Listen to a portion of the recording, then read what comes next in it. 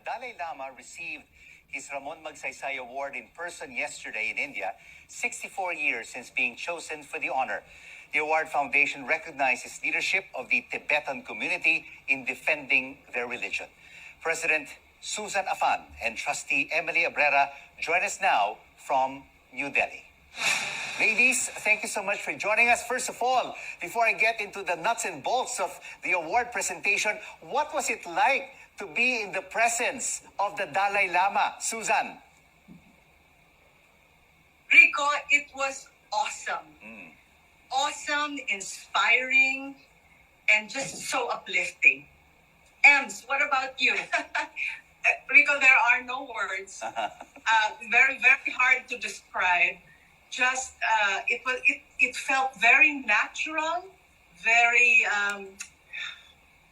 calming, and he emanates peace. He actually does.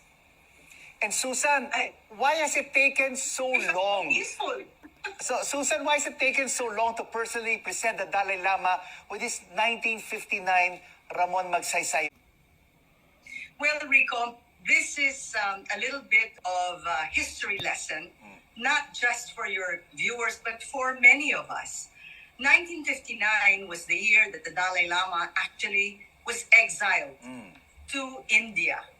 And it was only 5 months after the award was given that he landed in India. So during this whole entire time, he was traveling and going to India. So he was awarded the Ramon Magsaysay Prize August 31, 1959. And during that time, it was his brother that came, Guailo Tionduk, that came and received the award in Manila in his behalf.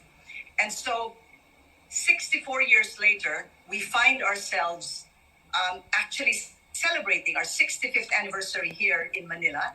And we are in the midst of producing a new book. It's going to be a 7-book series. And in the process, we found out that the Dalai Lama never saw his award.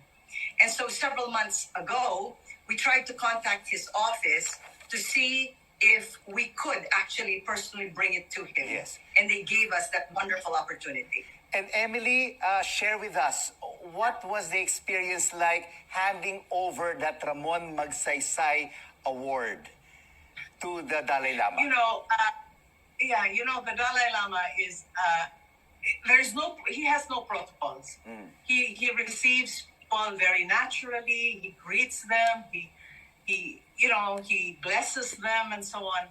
And so when we said we had something for him and it had to do with the award, he was like a kid. He opened it. He was excited. He wanted to see the medal.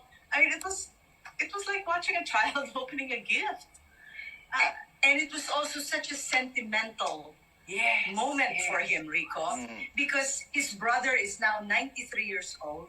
They're not in the same place. And so looking at his pictures, he was, you could see the affection that he felt for his brother, caressing the picture, looking at him. And it was just such an emotional moment for all of us. He looked at each page, and looked for his brothers. And he would rub the photograph. It's just...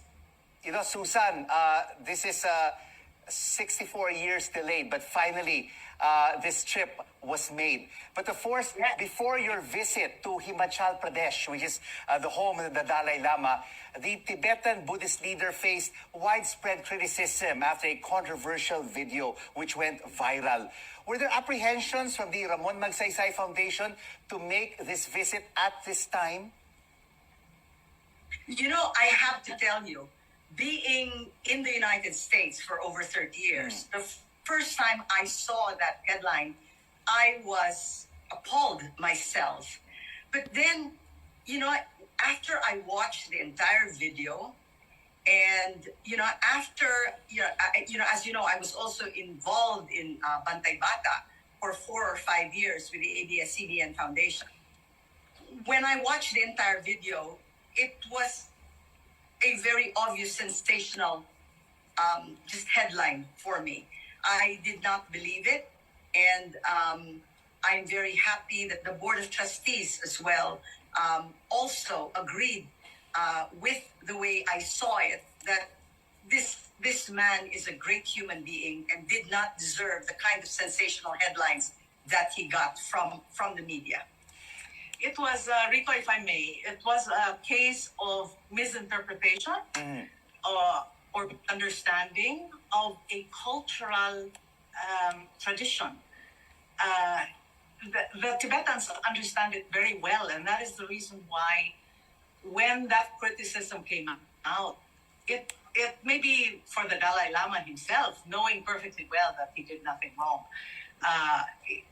It is easy to say, oh, it will pass. I mean, people will eventually understand. But the Tibetan people were so hurt. They were so hurt. It was a slight on the culture. You know, Emily, Susan, just taking a look at your pictures with the Dalai Lama, it really tugs my heart, no? Because he's very affectionate, very friendly, very sweet. What can we learn from the Dalai Lama, especially for the Gen Zs and the millennial generation? Well, I do have to tell you that he has a special message to the youth. But this is going to be part of the book that we're going to be releasing in November, Rico, for our 65th anniversary. But generally speaking, I do have to say that he's very concerned about the environment, the planet that we live. He wants all of us to be involved in making sure that we protect the same planet that we all live in. He is also very much into the thought that violence does not solve anything.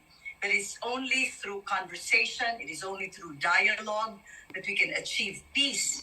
And that peace, he says, when you have peace in your heart, it makes you sleep. And when you sleep well, it makes you healthier. And so overall, it is the same message of love, compassion, peace that he has been advocating for almost 88 years. Yeah.